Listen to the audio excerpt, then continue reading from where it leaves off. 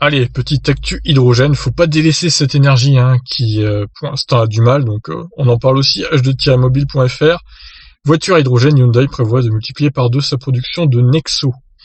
Hyundai augmentera considérablement la production de Nexo dans les années à venir, alors que l'an dernier 6300 unités ont été produites, 13 000 devraient l'être en 2020. Ouh, 13 000 Nexo.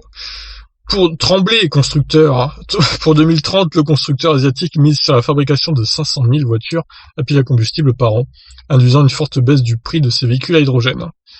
Ah bah c'est bien ça le problème, le prix des véhicules et le prix de l'hydrogène. La plupart des constructeurs de véhicules de Tesla aux fabricants chinois se concentrent actuellement sur les entraînements électriques à batterie parce que c'est une technologie simple et qu'il n'y a pas trop d'obstacles technologiques. Ils affirment que la pile à combustible est une technologie pour la prochaine décennie.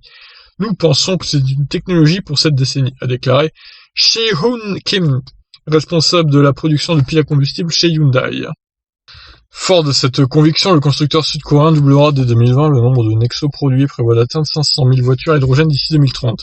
Si le prix et la faiblesse du réseau de stations-service à hydrogène restent dans l'immédiat les principaux obstacles au développement de masse, Monsieur Kim est convaincu que le premier d'entre eux devrait être levé d'ici 2025 et Hyundai espère pouvoir baisser les prix pour s'aligner sur ceux des modèles alimentés uniquement par des batteries dans un avenir proche.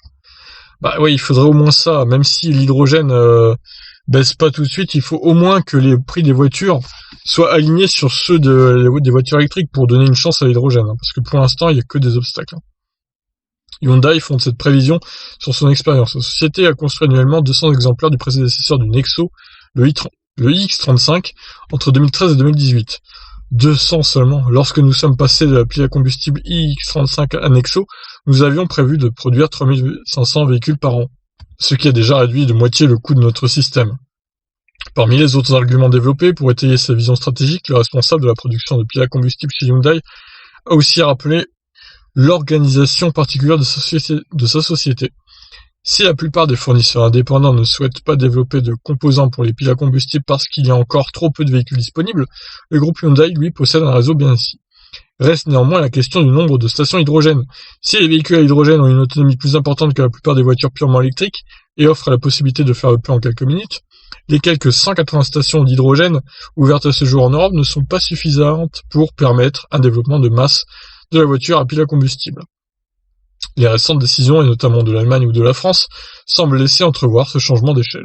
On espère que tout va se passer comme prévu pour eux, et surtout qu'ils arrivent à baisser les coûts premièrement des voitures et des stations, développement des stations et baisse des coûts de l'hydrogène, parce que 12 € le litre d'hydrogène, on en parlait avec un gars en commentaire sur la précédente vidéo, c'est juste trop. C'est juste trop, voilà. Pour l'instant, l'hydrogène, c'est le plan B, voire C, voire D.